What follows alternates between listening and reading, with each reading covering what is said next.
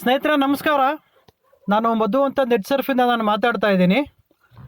ಸ್ನೇಹಿತರೆ, ನಾನು ಕೆಲವೊಂದು ವಿಚಾರ ತಿಳಿಸ್ಬೇಕು ಅಂತ ಹೇಳಿ ನಾನು ಈ ವಿಡಿಯೋನ ಮಾಡ್ತಾ ಇದ್ದೀನಿ. ಸ್ನೇಹಿತರೆ, ನಮ್ಮ ಮುನ್ರಾಜಣ್ಣವರು ತುಂಬ ಚೆನ್ನಾಗಿ ನಮ್ಮ ರೋಸ್ ತೋಟ ಮಾಡಿದ್ದಾರೆ. ಬೇಸಿಕ್ಕಿಂತ ನಮ್ಮ ನೆಟ್ಸರ್ ಪ್ರಾಡಕ್ಟು ಯೂಸ್ ಮಾಡ್ತಾ ತುಂಬಾ ಅಂದರೆ ಅವ್ರಿಗೆ ಒಂದು ಅನುಕೂಲ ಆಗಿದೆ. ಸೊ ಅದ್ರ ವಿಚಾರವಾಗಿ ನಾನು ಒಂದೆರಡು ವಿಚಾರ ಮಾತಾಡಬೇಕು ಅಂತ ಹೇಳ್ಬಿಟ್ಟು ನಾನು ಈ ವಿಡಿಯೋನ ಮಾಡ್ತಾಯಿದ್ದೀನಿ ಸ್ನೇಹಿತರೆ.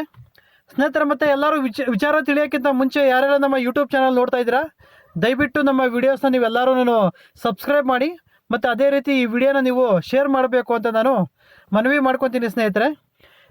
ವಿಚಾರ ಏನಪ್ಪ ಅಂದರೆ ಇಷ್ಟೇ, ಎಲ್ಲರೂ ಫೋನ್ ಯೂಸ್ ಮಾಡ್ತೀವಿ, ಅದು 100% ಸ್ನೇಹಿತರೆ. ಮತ್ತು ಎಲ್ಲರ ಫೋನಲ್ಲೂ ಕೂಡ ಏನೋ ಒಂದು ಹವಾಮಾನ ಇದು ತೋರಿಸುತ್ತೆ, ಅದು ನಿಜಾನೇ ಸ್ನೇಹಿತರೆ. ಯಾಕೆ ಅಂದರೆ ಯಾವ ಟೈಮಲ್ಲಿ ಮಳೆ ಬರುತ್ತೆ, ಯಾವ ಟೈಮಲ್ಲಿ ಎಷ್ಟು ಬಿಸಿಲಿರುತ್ತೆ ಅಂತ ಹೇಳ್ಬಿಟ್ಟು ಎಲ್ಲರ ಫೋನಲ್ಲೂ ಕೂಡ ಅದು ತೋರಿಸುತ್ತೆ.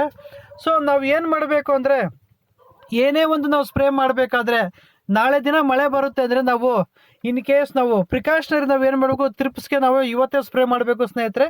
ಸೊ ಅದಾದ ನಂತರ ನೀವೇನು ಮಾಡಬೇಕು ಅಂದರೆ, ಮಳೆ ಬಿದ್ದು ನೆಕ್ಸ್ಟ್ 2 ಡೇಸಲ್ಲಿ ತ್ರಿಪ್ಸ್ ಏನಾದ್ರು ಇದೆ ಅಂದರೆ ನೀವು ಇಮಿಡಿಯೇಟ್ ಮತ್ತೆ ಏನಾದರೂ ನೀವು ತ್ರಿಪ್ಸ್ಗೆ ನೀವು ಸ್ಪ್ರೇ ಮಾಡಿದ್ದೀರ ಅಂದರೆ 100% ನಿಮ್ಮ ಇದರಲ್ಲಿ ತ್ರಿಪ್ಸ್ ಕಂಟ್ರೋಲ್ ಬರುತ್ತೆ.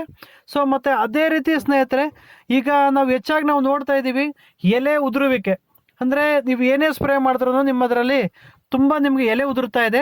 ಸೊ ನಾವು ಹೇಳೋದೇನೆಂದರೆ, ಸೊ ನಮ್ಮ ಒಂದು ಸೈಕಾಲಜಿ ಪ್ರಕಾರ ನಾವು ಹೇಳೋದೇನೆಂದರೆ, ಗಿಡದಲ್ಲಿ ರೆಸಿಸ್ಟೆಂಟ್ ಪವರ್ ಅಂತ ಹೇಳ್ತಾರೆ, ಅಂದರೆ ಹ್ಯೂಮಿನಿಟಿ ಪವರ್ ಅಂತ ಹೇಳ್ತಾರೆ.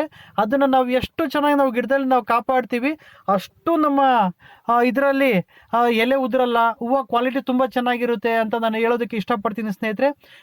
ನಿಮ್ಗೇನಾದರೂ ಈ ಮಾಹಿತಿ ನಿಮ್ಗೇನಾದರೂ ಇಷ್ಟ ಆದರೆ ನೀವು ದಯವಿಟ್ಟು ನಮ್ಮ ವಿಡಿಯೋನ ನೀವು ಆದಷ್ಟು ನೀವು ಲೈಕ್ ಮಾಡಿ, ಮತ್ತು ನಮ್ಮ ವಿಡಿಯೋನ ನೀವು ಸಬ್ಸ್ಕ್ರೈಬ್ ಮಾಡಿ, ಆದಷ್ಟು ಈ ವಿಡಿಯೋನ ನೀವು ಶೇರ್ ಮಾಡಬೇಕು ಅಂತ ನಾನು ಮನವಿ ಮಾಡ್ಕೊತೀನಿ ಸ್ನೇಹಿತರೆ. ಇಷ್ಟು ಹೇಳ್ತಾ ನಾನು ಈ ವಿಡಿಯೋನ ಮುಗಿಸ್ತಾ ಇದ್ದೀನಿ. ನಮಸ್ತೆ ಸ್ನೇಹಿತರೆ.